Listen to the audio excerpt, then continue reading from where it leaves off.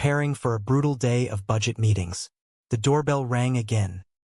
She opened it to find the same man from yesterday standing there, this time wearing a slightly wrinkled suit, holding a leather briefcase. "Relax," he said, holding up his hands in surrender. "It is a happy visit today. May I?" Without waiting for an answer, he stepped into the foyer. "No," Melissa said, but he was already walking toward the kitchen. "So, I found the city budget online last night and I went through it," the man began, opening his briefcase and pulling out a stack of highlighted papers. "Here is a thought. The cash in the general fund that is just sitting there? Hire me and I will double your rate of return. That way, you will have enough money for smaller class sizes and extra garbage pickups. And pie for everyone." Melissa stared at him, genuinely impressed despite her annoyance. "That sounds like a great plan, and I would sign up immediately if you were not a complete lunatic." The man stood up straighter, adjusting his tie. "Joseph Longo is not a lunatic." Recognition washed over Melissa's face. "Joe Longo? You are Joe Longo? You ran my brother-in-law's commodities division. You made him millions." "Legitimate millions, yes," Joe corrected firmly. "Money your brother-in-law completely threw away. Sorry. Happy visit." "Yeah, you went all Bolivia there for a minute," Melissa noted. "Yeah," Joe sighed, rubbing the back of his neck. "So, what do you think? Maybe you could get me a job downtown?" Melissa shook her head sadly. "There is a hiring freeze. I am really sorry you lost your job." "Yeah, that is old news," Joe said, his voice dripping with dark humor. "Yesterday, I lost my condominium, and now they are about to repossess my car. Oh. But here is the morning's big headline. The adorable Mrs. Longo has decamped to her mother's house. She left me." Melissa felt a pang of genuine sympathy. Beneath his gruff exterior, Joe Longo was a man whose entire life had collapsed overnight through no fault of his own.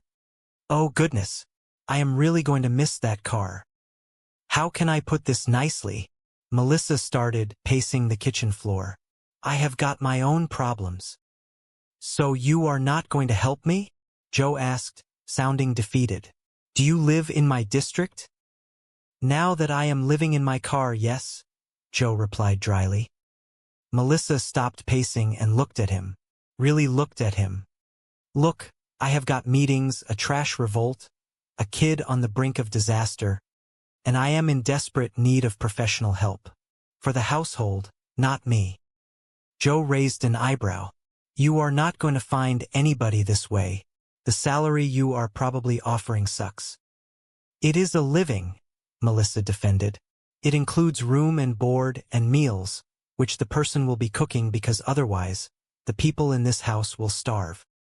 Joe's eyes widened slightly as the pieces clicked together. "She? It has to be a woman? Only women need apply? Personal question. Did your hair get sick of you and leave?" Melissa touched her perfect blowout, offended. "This is a choice." She paused, realizing what he was implying. "Wait, you want to be the nanny?" All right, Joe negotiated, stepping closer. "Look, we both know that is a lowball offer, all right? So, come on. What is your top number there?" "That is my top number," Melissa said firmly. "All right, you got a deal," Joe said instantly, extending his hand. "I cannot start until Monday." "Who offered you a job?" Melissa asked, bewildered by the rapid turn of events. "All right, I can start today," Joe amended smoothly. "I am just going to have to, move a few things around. Mostly my car. Tuesday is street cleaning, is it not?" Melissa crossed her arms, studying him skeptically. "You do know we are talking about a nanny here, right? There are children involved. Have you ever worked with kids?" "Are you kidding?" Joe laughed, radiating unearned confidence. "Right out of college. I ran a youth center downtown. I was in charge of 50 teenagers, cooked them meals, helped them with their homework. I was practically a professional caregiver." Melissa bit her lip. It was crazy. He was a disgraced corporate traitor. But he was here and she was desperate. Yeah, you are perfect. There is just one little detail. I do not really like you. Before Joe could respond, Ryder ran down the stairs, his backpack slung over one shoulder. Aunt Melissa, do you know about the school bus? It is not running today. Jackson Street is blocked because of some kind of garbage protest. Oh, no, no, no, no, no. Melissa panicked, looking at her watch. I mean, goodness, tough break. Okay. I will take you. I will just miss my crucial meeting. I mean, it is not like we need a functioning police department budget. Joe stepped forward smoothly, grabbing his car keys. No, no, no. You will make your meeting.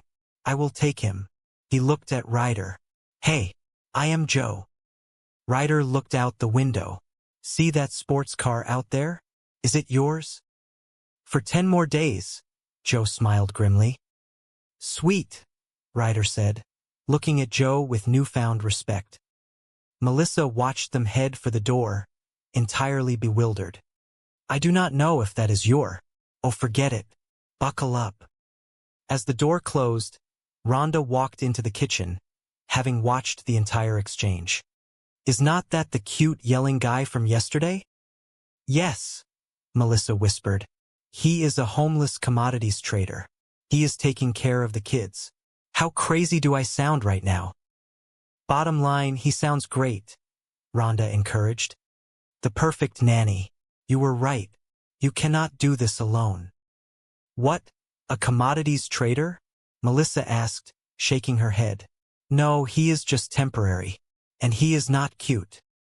No, he is not, Rhonda lied smoothly. He has no hair. Okay. Before we make this official, when do I interview the lady from the agency? Melissa asked, her phone ringing again. Hello. Hold on a second. Joe suddenly walked back through the front door, alone, carrying a laundry basket. Hey, let me ask you something. When is the last time anybody did any laundry in this household? You people live in chaos. Melissa gasped, seeing the contents of the basket. These are my delicate garments. How did you get my delicates? Were you in my room? Yes, Joe replied casually, setting the basket down. Pull the trigger on that agency nanny if you want, but I am here now. Melissa looked from Joe to the laundry, then to the phone in her hand. She took a deep breath. She had to leave for work. Hey Joe, you were right. I should have breakfast now.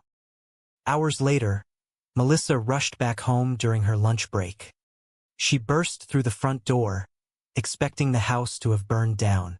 Instead, it was eerily quiet. Joe was sitting at the kitchen table, calmly eating an apple.